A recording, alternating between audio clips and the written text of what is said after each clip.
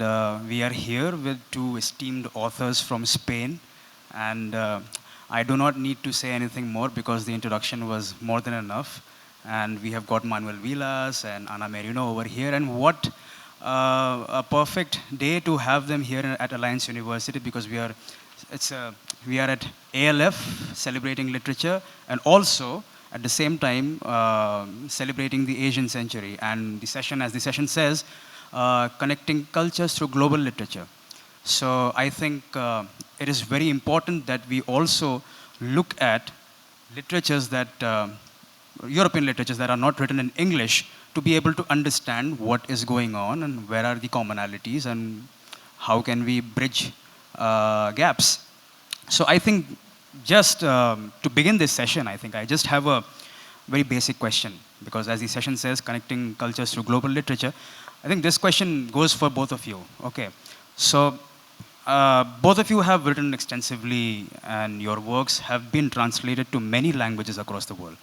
What relevance does translations hold for you? Do you think they help the idea of quote unquote Spanish literature to go beyond that marker to fit in a category of world literature, as you both write about universal themes and help connect readers throughout the world? I mean, anybody can go. So I agree. Like, thank you very much for having us here. It's lovely. We really like, and thank you for being here with us. The idea of world literature, I think, connects with us a lot because we touch human themes that make us rely. Like Manuel, his key work, Ordesa, is about family, and everyone rely on family. So yes, I'm agree that we go beyond Spanish literature. Okay, we have the Spanish flavor or personality, but at the end of the day, there is more things in common with humans, with emotions, with concepts like family, like life, like how we live life. Thank you for coming. I will try speaking English, but it's difficult for me. I believe in the universality of literature. When the literature becomes universal, it's a It's a gain, no? It's a victory. Victory. It's a victory, not only of the literature, it's a victory of the life. Because the literature is a service for the life. When I read a writer, international writer like Cervantes, like William Shakespeare, like Marcel Proust, like James Joyce, like Frank Kafka, you are reading the victory of victory of literature, full victory so, of the life, full victory of the life, of the passion, life. How literature is connecting with being alive. We are alive, so literature is touching on being alive, and all of us feeling we are alive. And when we read literature, we can feel that. When we read different authors, we can be living with them the experience of being alive. For me, the literature is a passion. It's a passion. It's an emotional passion. It's not intellectual passion. It's an emotional passion. So I have a novel titled Ordesa, translated to 25 languages. An special success in Spain, in Portugal, in France, in Italy, in Greek, in Germany. And what is the thing? The thing is when you find a feeling universality. What is the Ordesa feeling? Is the relation, a kid with your father and your mother. What is the universality? Is the relation of parents and sons. Well, very nicely put, I believe. And also, as Manuel just mentioned, that when we read, I don't know how much, I think people would know about Don Quixote when we read Cervantes, Shakespeare, Marcel Proust, and Kafka for that matter. They all, so to say, if we look at them from that language and culture's perspective, they belong to different languages, but they, all of them, speak about something human, which is universal all across. And that is very nicely put by both of them. I mean, and also now I have this question for Anna. Anna, since you have been writing for a long time, and you are a poet, an essayist, a novelist, and also a professor, and on top of that, you have also worked immensely within the framework of comics. So my question is, I mean, how important do you think it is now in contemporary times to have a narrative which does not stick to one genre or, so to say, a form?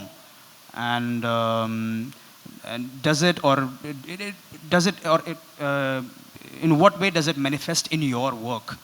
I mean, this. Yes, I see. Thank you, thank you. It's true that I'm very fragmentary, so I express myself with different voices, like my emotions, my deepness goes through poetry. So that is my part of myself speaking about my emotions. But over the years, I've been working other fields, like I do novels, but I also am a comic scholar, comic book and graphic novel. So in the times I studied in the late 90s, when cultural studies was starting, and in that times I realized like Spain and Latin America had a great tradition of comic books and graphic novels. And I grew up reading comics because the graphic tradition belongs to every culture. And India is also a fantastic visual culture, so many storytellings is done through drawing, through imagery. So for me, in that times when I choose to do my PhD, I realized I want to preserve and to recover all the tradition of Spanish comics, because comics were done in a very weak paper, and I have to reach collectors, so they help me to find collections and to be able to study the value of that. So in some ways, comics has been part of my academic life. And also now I'm working, adapting one of my novels, youth novels, into a comic with a comic artist. So I hope in a year or so, maybe, the adaptation will come. And it's great to be working with a comic artist. During the times that I was working at Dartmouth between 2001 and 2004, I got involved with James Sturm to the development of the Center for Cartoon Studies. That was a school where we were working on creative people who had the talent to draw and storytelling to do their own comics. And for me, it was a fantastic experience. And last week, 2 weeks ago, I was in Angoulême, because Spain was the focus on country in Angoulême, that is the biggest festival of comics in France. And it was great to work with comic artists and see their work. That is very interesting. And also, as you just mentioned that, I mean, almost everywhere, I mean, comics have been very integral, I mean, at least in 20th century, even now, even in 20th century for that matter. In Latin America, I can think of, there were a lot of comic books that were coming out in the 40s and 50s, yes, and 60s as well, with a very distinct take on politics, so to say, at that point of time. Exactly. So when you analyze every different countries, you are going to see, because people have a tendency to think comics is for children, but comics is for every different age. And there is comics and vignette and editorial cartoonists. There is a big tradition of editorial cartoonists. And you can understand, analyze history, sociology, politics through cartooning, through comics, through comic strips, to analyze the conflicts of politics. Many issues you can study through comics. And on my times in the US, I remember studying the comics from the 30s, 40s, 50s, and how politics were developing and issues were through the comics you were able to read. The same in Spain, France, Latin America. Mafalda is a comic strip from the 60s, 60s, and you see what was happening in Argentina in that times. And the interesting thing is you read Mafalda now, and you still get it, because beyond the politics and the sociological events surrounding the storytelling of the comic, you also see the human dimension. So it's very, very interesting. As you say that, I mean, I just, I am forgetting the name of the author, but there is an author from Latin America. He was writing in Chile at that point of time, and he had written a very interesting book on Donald Duck. Yes, Dorfman and Matelar. Yes. It was very interesting. Okay, that book is interesting because in the book I wrote my thesis, the problem, Dorfman and Matelar were analyzing the American influence of the cultural influence in Latin America in that times, like they feel it. But they forgot to look at what I name autochthonous production. So you always, different countries, different waves, different influence are going to be there, and you always can say, okay, which kind of country is having the cultural influence in this moment. But I think it's also very important to see what is deeper, because you can have an influence, but the way you get the influence, you can make a totally change of the influence. For example, right now, I see the young generations in Spain that in illustration and comics, there is a big group that is under the influence of manga, because the manga aesthetics is very strong. So I can see and say now, oh, now I see my Spanish young comic artists are under the manga influence. Meanwhile, my generation of comic artists, or the young, I'm born in 71, and the ones born in the 60s, you can see the American alternative influence and the bande dessinée French-Belgian influence aesthetics. So different aesthetics are going to touch on authors, but authors, even taking that influence with their cultural tradition, they are going to bring their own voice, having aesthetics lines from different influence. And the interesting thing of Dorfman and Matelar is that what they were analyzing was the comics of Disney, Donald Duck, Yes. was the reading for the kids in that moment, and what type of values they were bringing that translations to the Latin American audiences. Yes, very indeed. That is very Yes. nicely put. And also, just continuing with that, I mean, Anna, you were a poet. You are a poet still. Yes. You began writing poetry. Yes. And in your poemario, the poetry collection, Preparativos para un viaje, which won the Adonais Award in 1994, you have mentioned in a lot of places that you wrote that poem collection with a yearning to come to terms with your early youth. And I believe that the theme of youth is recurring in your work somehow. Can you just tell us about something, the recurrent theme of youth? And Exactly. My first book of poems I wrote when I was in my early 20s, late 19 years old, and I was even shocked by how successful that book was. I was pretty young. And in that poetry, and in my poetry, you will find the idea of innocence, the idea of how we discover words, how we discover life. And also in my poetry, there is a vindication of that emotional sense of innocence and learning about life. So, and also I've been working over the years on thinking about the other, thinking about youth, thinking about that emotional experience of being young and what is there. okay, thank you so much for that answer. Manuel, your acclaimed novel, Ordesa, I think which has been translated to a lot of languages all over Europe, and Ordesa, and as well as your a lot of works, recent works, a theme that recurs is death and loss. Can you just shed some light on that theme of loss and death in your work? The Ordesa talks about the death of my parents. And the life ran very fast. Yeah. Why my novel talks about the death? Because I am a man who getting old. I'm getting old. You are getting old, you, Everyone. everyone, everyone. The death is it's important because it's the end of the life. And I, writer, have the responsibility writing about the important things in the life of human beings. I see, I show death of my parents. This is the very important thing in my life, the most important thing in my life. I must write about this.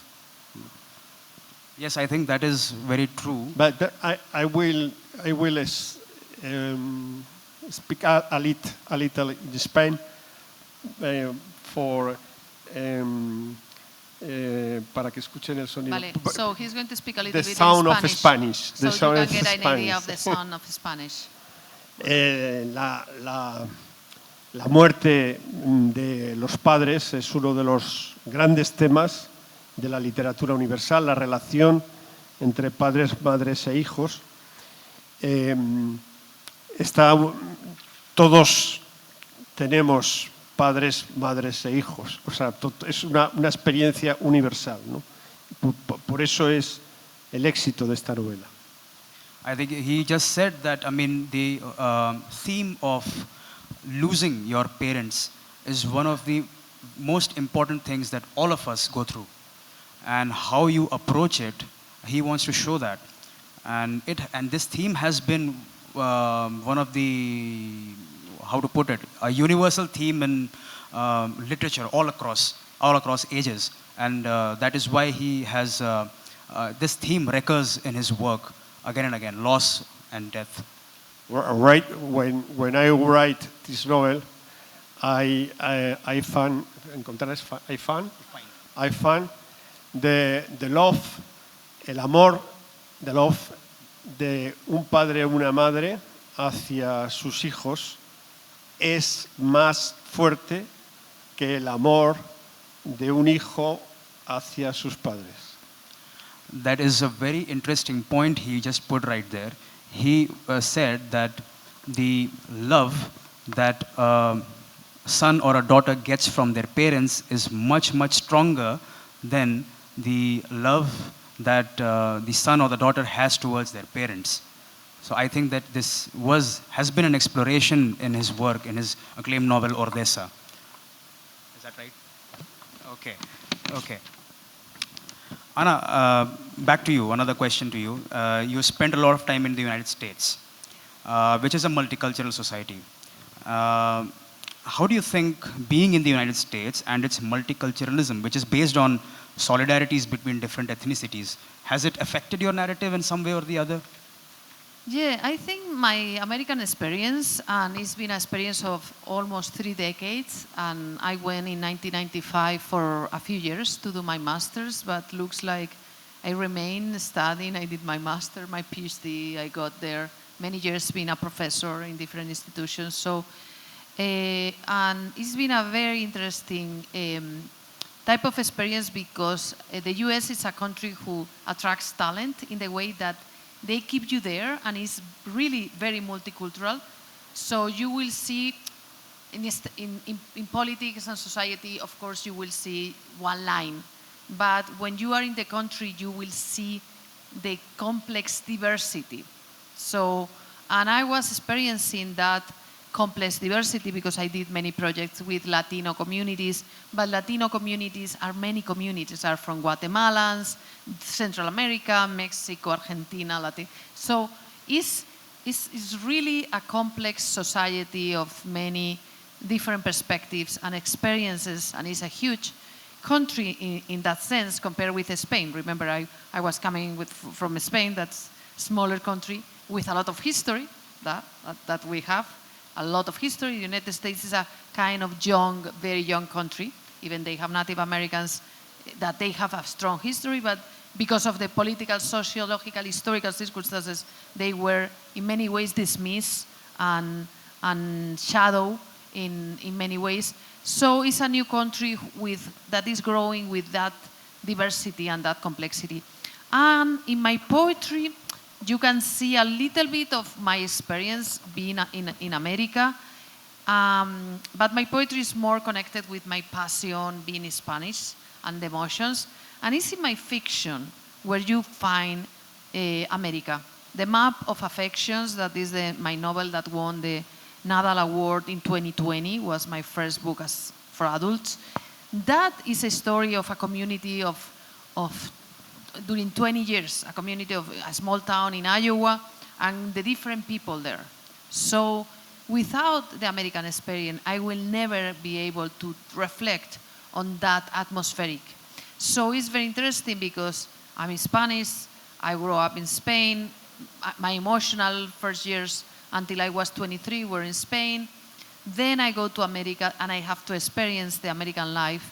So I have to feel that experience, perceive that, and my fiction goes deep in, experiencing and reflecting on that different country. And even the novel that I just finished and is coming out in November happens one part in the US, in New England, the other part in Spain. And some of my characters are from one place to another, jumping. Okay, that is very interesting. And also, I should just put it out here that Anna won the prestigious Nadal Award for her novel, The Map of Affections, which you just mentioned. And continuing with that, just another question that, in that novel, the narrative tries to draw a map of relationships that the characters share in their quotidian life, in their day-to-day lives, offering distinct points of view about an instance. Does that have anything to do with you being a poet? Because poetry is also somewhere about those fleeting instances from different points of views. Can you shed some light on it? Yes, that's a very good question. It's true that when I wrote that book, The Map of Affections, every chapter, I want to bring every character is in every chapter, but at the same time I was writing the novel with this atmospheric sense. I want every chapter made the reader to feel the emotion. And the rhythm of my prose is super poetic, so you can feel the musicality. And that was something of my experience being a poet, how I want to bring that melody to the life of the people. So I was doing that on every chapter. That's great, that's great. Manuel, you also won the Nadal Award for your novel Nosotros, which is also known as Irene. There too, the theme of death lingers here and there. And also, the narrative blurs reality and also irreality in a way, to put it.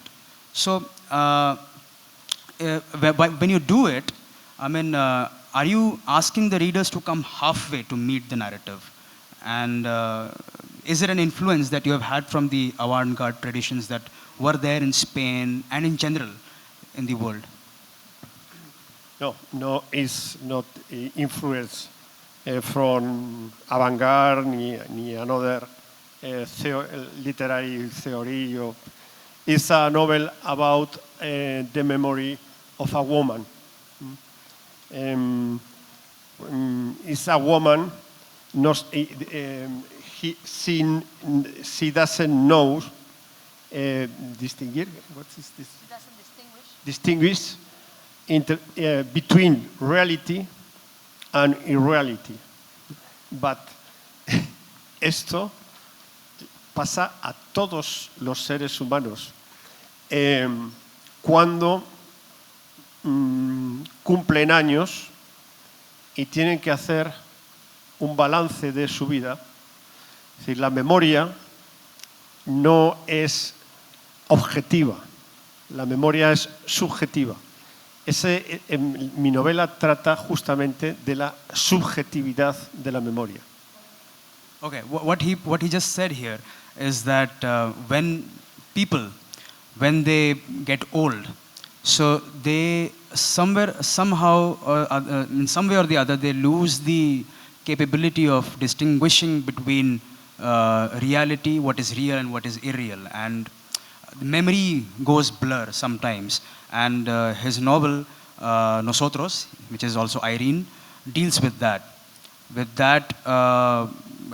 aspect of not being able to distinguish very clearly between what is real and what is not real. Did I say it right, Manuel? ¿Cómo es inventar? The people invents, make up. The people then, when they lose that, Su vida. when they lose that capability, then their memory goes subjective. It is not objective anymore. And this novel of his deals with that. A veces estoy con un amigo que conozco su pasado, lo cuenta y es mentira. He's saying that sometimes he spends time with his friends and he knows their past better than him, better than the friend. And whatever they're saying about their past, that's all a lie. And he knows that it's a lie. I know your past better than you do. Pero él está convencido de que fue así. But the friend believes whatever he's saying, oh, that's the truth. But he knows Esto that is not. pasa a todos. And this happens with all of us as we grow old. Porque la memoria es ficción. Because memory is fiction. Memory is fiction. It's a way of fiction. That is very interesting. Well, it's terrible. It's terrible. The memory is fiction too. It's terrible for the life, the human life. That is Because this means nada es seguro. Nothing is true. Nothing is true. Nothing is true. Nothing is true is very important in the literature. Nothing is true. All is a point of view. Point of view. But por eso, by that, the person who reads literature is a person who loves the liberty and the tolerance and the knowledge. Okay. I agree. The people who read literature is people who believe in liberty, knowledge, and ¿qué has dicho? Libertad, knowledge, and tolerance. Yes, literature helps you to be more tolerant. To have empathy. The concept of empathy is super important, and literature gives you the ability to develop empathy, human empathy. The most important in literature is when I reader open a book, a novel, a fiction, non-fiction, reads, and his hair tiembla. What's tiembla? Shake. See, the hair not shakes. It is the book is bad. If when you're reading, you don't feel the emotion, it's not a good book. You have to feel it. You have to feel the it. importance of literature is touch the heart of the to touch reader. your heart. Of the reader. That is very nicely put by Manuel. I guess we were also talking yesterday and about various interpretations that we do to approach literature. And he said very rightly, that literature can have various interpretations and it should have various interpretations. And I think that is very true. I think that is what we find in his work, Irene, as well. Thank you, Manuel, for that. And okay, back to you, Anna. Again, back to the academician Anna. Okay, because I am really fascinated with comics and how they hold the discourse, whatever is going on. So you have been working with comics since a very long time, and my question is that the art of comic books has been generally, at least in 20th century, been considered as quote unquote low art for mass consumption, and yet you have extensively worked on it. What do you think has been the role of comics in portraying 20th century modernity? I think it's fundamental, and it was one of the vindications I was doing in the late 90s when I chose to do my PhD on cultural studies, and I chose to work on comics.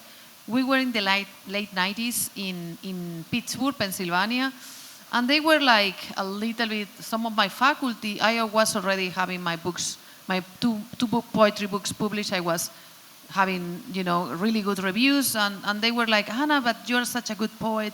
Why did you choose comics? And I was like, well, because I am such a good poet, I think I should commit and work other areas. So I do well on poetry, fine, but comics, they deserve recognition. And I was realizing one thing. In the US, there was some people who were already taking care of the American comics. So they were, preserving their things. And I was thinking, what is happening with Latin America? What is happening with Spain? If we don't preserve, or materials or comics from the 20th century, they will be gone. Because, comics were done in very weak paper. They were not thought to last. But what is the stories they collect, the sense of humor, the narratives, everything was reflecting in society, in issues, in concerns of Spanish or Latin America. So I was seeing French culture was very strong on preserving that. Japanese culture was very strong on that. American culture, I was like, why Spain and Latin America are not the same effort? It's very important. Comics are speaking about many issues of 20th century. It's giving a perspective about Spanish and Latin America 20th century. If we don't preserve that materials, they will be lost forever. And we will lose one important aspect of our culture. So for me, it was a really important effort to navigate and convince people, to locate collectors. For me, in my studies, find collectors, and also to educate that collector, saying, it's your passion, you have an amazing collection, but the day you pass away, your family maybe is not going to understand this collection. And the drama was happening in Mexico in the late 90s. They were telling, oh, there was this great collector, but when he died, their family threw all the paper because they thought that room's full of comics, who cares? So what we were doing is an effort to make them donate to libraries, to make sure their materials will be safe for preservation for the past. So yes, for me it was very important to, motivate people, to make people understand, to preserve the history of a country, because different countries, all countries have a comic cartoon tradition, and because we're perceiving as important as other areas, it's a job that the scholars has to do, to convince, to make sure they last. And that is also why I think your novel is also going to be made into a comic strip sometime soon, as you mentioned initially. Well, for me, now working with a comic artist is a way to honor that beautiful way of expressing things like comics. I think there is certainly beauty on how comics work, the frames, the sequential art, all the levels of communication that there is there, because we have the storytelling, the words, we have the drawings, we have so many elements. You also develop a taste for drawing. That is very important. So yes, I'm a very big fan of comics. That's great. Manuel, I have a question for you. That you have said many times that you wanted to be in a rock and roll band at one point of time. And then later on, you chose writing. So does having that dream of being in a rock and roll band have any influence in your writing in any way? This is in my generation, the pop culture is very, very, very important. The high culture and the popular culture in my generation is the same. You can read Hegel or Kant, while in the ¿cómo es el tocadiscos? In record player. Escuchas listening to Rolling Stone. It's the same, Hegel and the same thing, the culture, the popular culture and the high culture. Hegel and the Rolling Stone is the same. For my generation, it's a new, it's una novedad.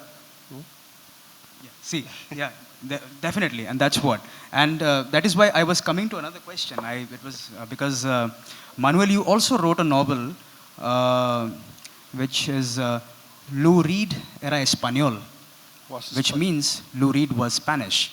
I don't know how much of you here know about Lou Reed. He was the front man of a band, the Velvet Underground. I mean, in the United States, they were really popular in the 60s. Not very popular. At the same point of time, there were the Beatles, who were very, very popular. But the Velvet Underground, they occupied the opposite spectrum of what Beatles were occupying. So, Manuel, you wrote the book, Lou Reed was Spanish. Was he Spanish?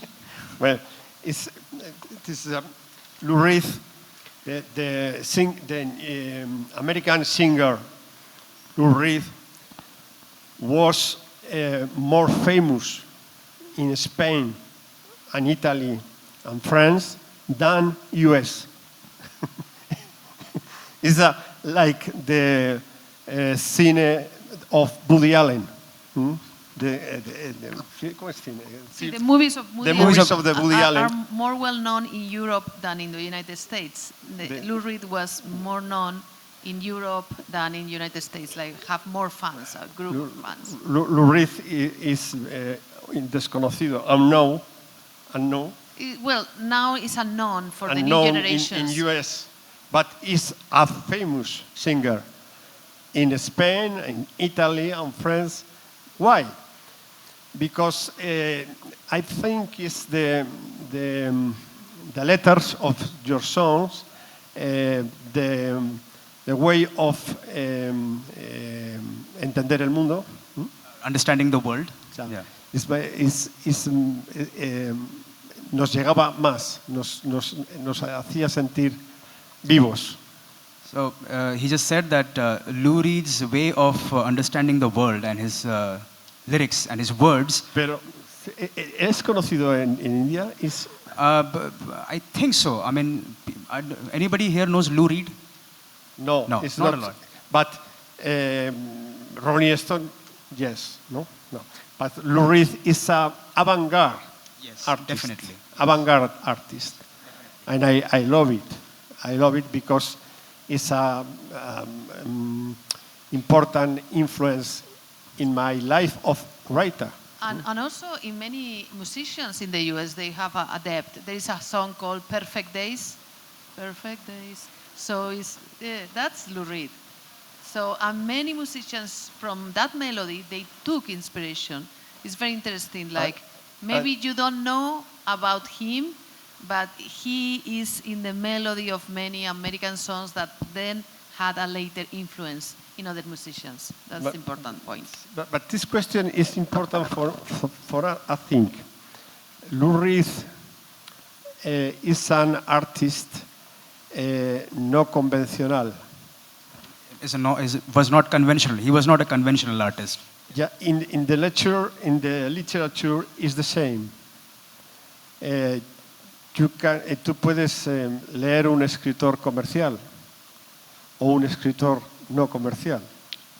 Entonces, la vida de Lou Reed fue siempre lucha contra la industria. Very nicely put. He just said that, I mean, Lou Reed was not a conventional artist, and there is a difference between a commercial artist and between a commercial artist and non-commercial artist. And Lou Reed was, I mean, you can put him under the category of a non-commercial artist because he was, through his songs and through his forms, his music, he was attacking the idea of what very homogenized kind of songs were coming out at that point of time. La primera parte de En busca del tiempo perdido por el camino del Swan de Marcel Proust lo tuvo que pagar Marcel Proust el libro. No hubo quien le publicara el libro.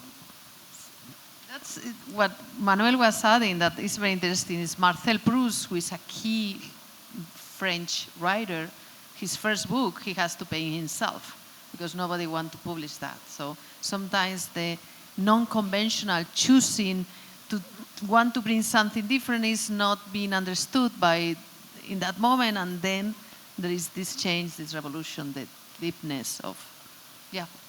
So yeah, I like, yeah. Okay, so I think we are running out of time. I would just like to ask two quick questions. Is that um, do you think that translations make a new text out of your writing? In the sense that do they convey meanings transparently or mediate them in the target language? What are your reflections as your works have been translated to many other European languages? So it's very interesting about translation. I had the experience of my English translation and my German translations to have a deep relationship with the translators. So that's very nice because you see when people translate you, they are rewriting you. They are giving a new soul to what you wrote and a new perspective. So I have a lot of appreciation, a value to translators. I think the work of translators is key. We cannot delegate translation into machines because translations should be deeply human. There is a human connection. It's the same with languages. You should learn other languages because it's the way you are going to connect with the world. So that is my perspective, and I have a very good experience with translators. And I think Manuel also, like on los traductores, the passion they put, they wanted to know more. I have two kinds of translation or translator. There is I have translator who asks me a lot of questions, difficult questions. And I have translation who doesn't ask me. Nothing. Nothing. Nothing. But when the translation asks me a lot of questions, I suffer. I suffer a lot because the translator asks me deep questions about the linguistics things. No? I don't know what. ¿Qué puedo decir? What can you say? What can you think? Yeah. It's very. Tienes el complejo de impostor. So yeah, then you have an imposter syndrome. Then when somebody asks you a lot of questions about your work before it gets translated, then you feel to have an imposter syndrome. You seem to have an imposter syndrome. Porque un traductor sabe más de tu obra que tú mismo. Because sometimes the translator knows your work better than what you yourself have written. So, es muy duro hablar con los traductores. It is very tough to handle translators. Porque te preguntan cosas que tú no sabes. Because they ask questions that you have no idea about. Entonces, al decirles, I don't know, entonces ellos dicen, you are no writer. I think they got it. Okay, one last question. I think that this would be a good question to end this session. Is that since you come from Spain and you have been writing for a long time, you must be aware of Indian literature. So when we talk about Indian literature, what mostly comes in is Indian English literature. Similarly, at least in my case, when I was studying Spanish literature, I used to think I'm studying Spanish literature, but later on I realized that I'm studying Castilian, because Castilian is Spanish. Mostly now it is known as Spanish, but Spain has a lot of other languages as well. So, what do you think? Would this cross-cultural dialogue help in any way to connect the non-dominant literatures with others in the future? If it goes. So I think it's one way speaking about how important is translations, how important is like you can have translators who access you literature in different languages. The good thing in Spain is like in Spain there is Spanish, but there is other languages, Gallego, Catalan, Basque. Also there is like in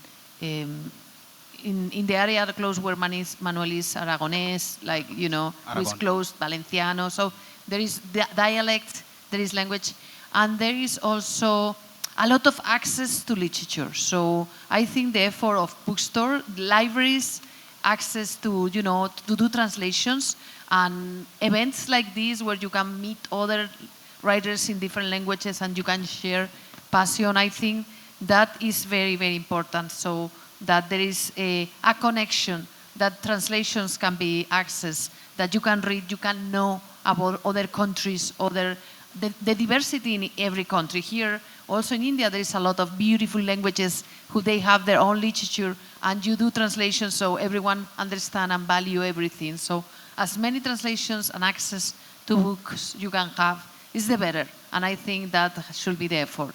And also Europe is making efforts.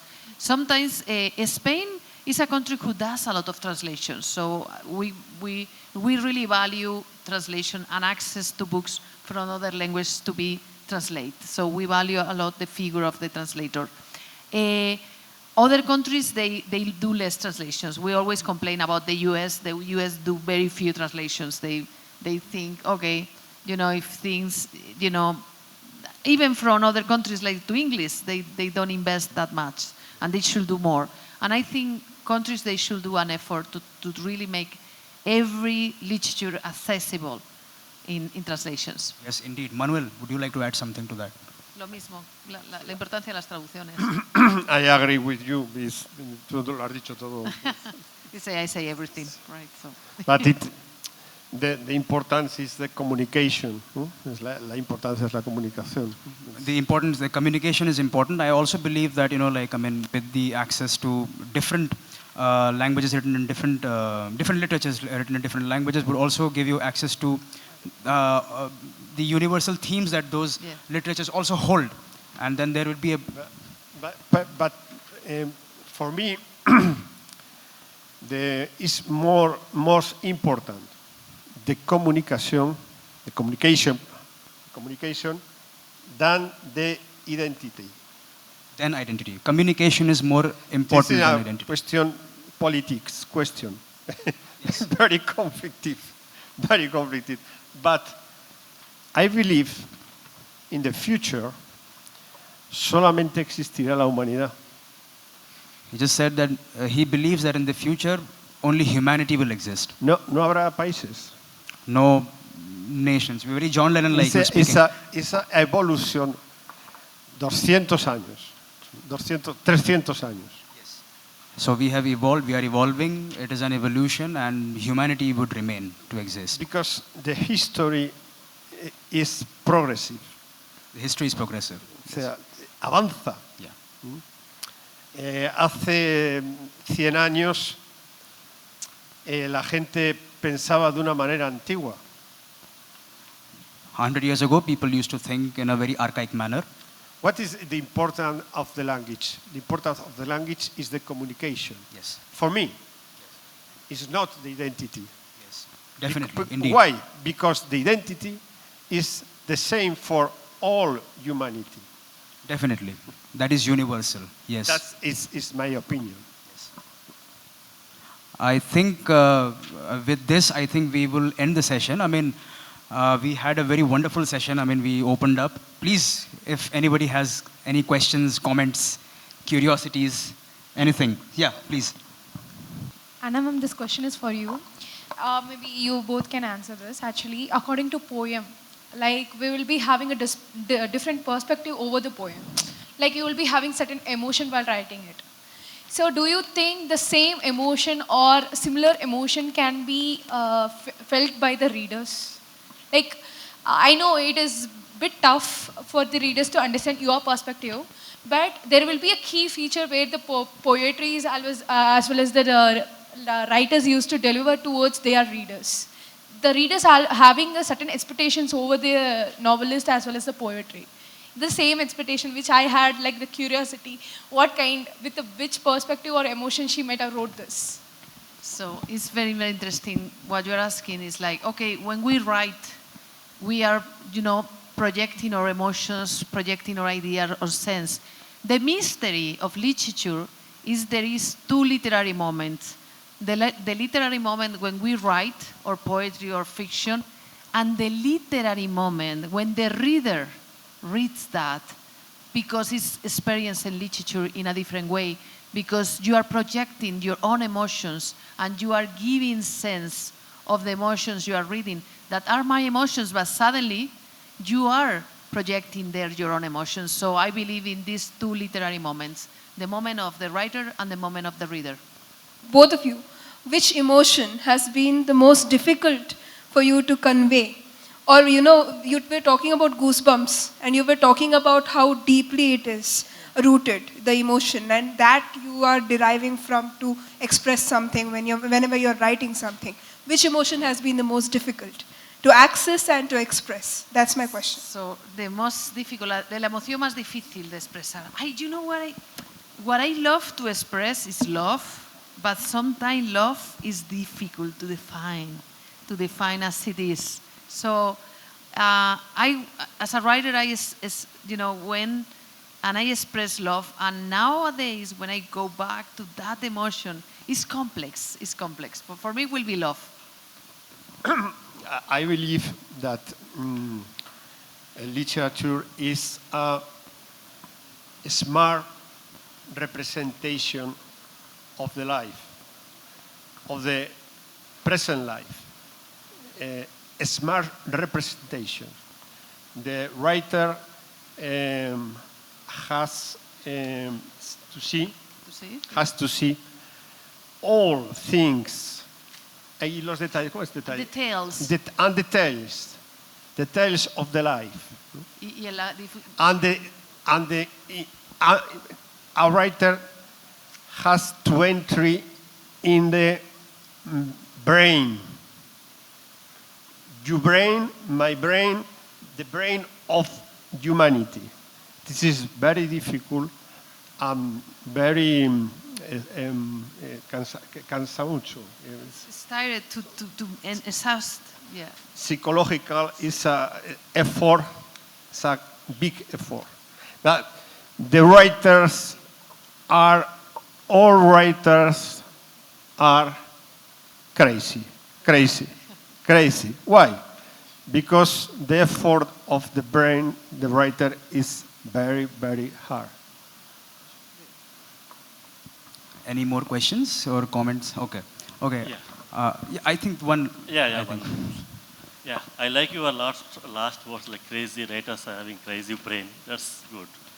And I want to ask one small question here. I know the Spain and Portugal's, we have read that it's known for an explorers. They find new routes, sea routes, and find lands. Even India is also like Vasco da Gama and Columbus, So you are also from the same, like the places. So in your writings also, you will also explore the new, new routes, like new thoughts or new themes in your journeys. That's my question. Yes, yes, we are from a culture of travelers, as we say, because the Peninsula Iberica, where Portugal and Spain are, is a very interesting kind of culture who moved to the sea and then, all around the world. Yeah, and in some ways, I am a follower of that tradition because I am 30 years all around the world. I went to the U.S., many areas in the U.S. I went to Switzerland, I went to Mexico, I went to Cuba to work. I went to many places. And the experience of the traveler is there on my writing. That perspective of being in continuous, traveling around. Yeah. Yeah, that's what I want to ask you. Thank you. Yeah, thank you. Welcome. I think we will wind up this session, and we had a wonderful session here with Manuel and Anna. Please give a big round of applause for them, and I hope we see each other again here at this stage. Thank you so much.